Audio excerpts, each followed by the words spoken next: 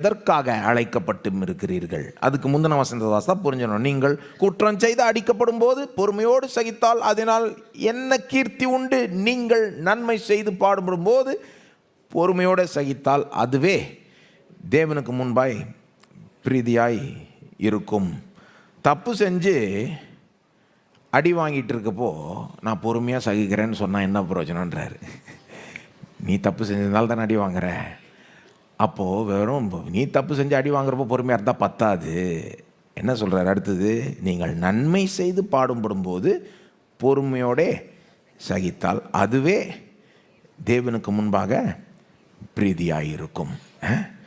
நீங்கள் நன்மை செஞ்சு அப்படியும் பாடு வரும்போது நீங்கள் அதை பொறுமையாக சகிக்கிறீங்கன்னா அது தேவனுக்கு முன்பாக ஒரு பிரியமான ஒரு காரியம், தேவனுக்கு முன்பாக ஒரு உகந்ததாய் இருக்குது.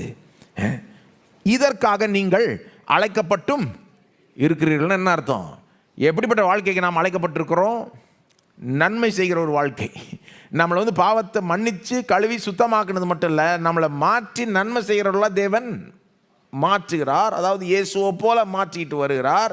அப்போ இயேசுவை போல நாமளும் நன்மை செய்ய செய்ய என்ன ஆகுது? சில நேரம் இயேசு எப்படி உபத்திரவத்தை சந்திச்சாரோ, எதிர்ப்பை சந்திச்சாரோ, இயேசுவை சந்திச்சார் இல்லையா? அந்த யூத மத தலைவர்கள் அவரை பிடிக்கல, அவனுங்க எதிர்த்தானுங்க, பிறகு ரோமர்களும் எதிர்த்தானுங்க. அப்போது இயேசு நன்மை செய்ய செய்ய எப்படி எதிர்ப்பும் சில நேரம் பெருகிச்சோ, அது போல் இயேசுவை பின்பற்றவர்கள் நன்மை செய்ய செய்ய சில நேரம் எதிர்ப்பு உலகத்துக்கு அது பிடிக்காததுனால பிசாசினால் தூண்டி விடப்படுகிற உலகம் அதை எதிர்க்குது, அதுக்கு விரோதமாக வருது. அந்த எதிர்ப்பு வரும்போது நீங்கள் பொறுமையாக சகிக்கிறப்போ அது தேவனுக்கு பிரியமான காரியம். இப்படிப்பட்ட வாழ்க்கைக்கு நாம் அழைக்கப்பட்டிருக்கிறோமா? என்ன எப்படிப்பட்ட வாழ்க்கை? நன்மை செய்கிற ஒரு வாழ்க்கை. பாடு வந்தால் கூட பரவாயில்ல போ, நன்மை செய்கிற ஒரு வாழ்க்கை. எதிர்ப்பு வந்தால் கூட பரவாயில்ல போ, நன்மை செய்கிற ஒரு வாழ்க்கைக்கு நாம் அழைக்கப்பட்டிருக்கிறோம். சொல்லலாம், அழைக்கப்பட்டிருக்கிறோம், அழைக்கப்பட்டிருக்கிறோம். எப்படி சொல்கிறாரு பாருங்க பேதுரு, அழைக்கப்பட்டிருக்கிறோம். பவுல் சொல்கிறாரு பிலிப்பியர் 1:21, ஏனெனில் கிறிஸ்துவனிடத்தில் விசுவாசிக்கிறதற்கு மாத்திரமல்ல அவர் நிமித்தமாக பாடுபடுகிறதற்கும் உங்களுக்கு அருளப்பட்டிருக்கிறது. பேதுரு சொல்கிறார், நீங்கள் இப்படிப்பட்ட வாழ்க்கைக்கு அழைக்கப்பட்டிருக்கிறீங்க. பவுல் என்ன சொல்கிறாரு? உங்களுக்கு அருளப்பட்டிருக்குதான். எல்லாம் சொல்லுங்கள், அருளப்பட்டிருக்கிறது. என்ன அருளப்பட்டிருக்கிறது?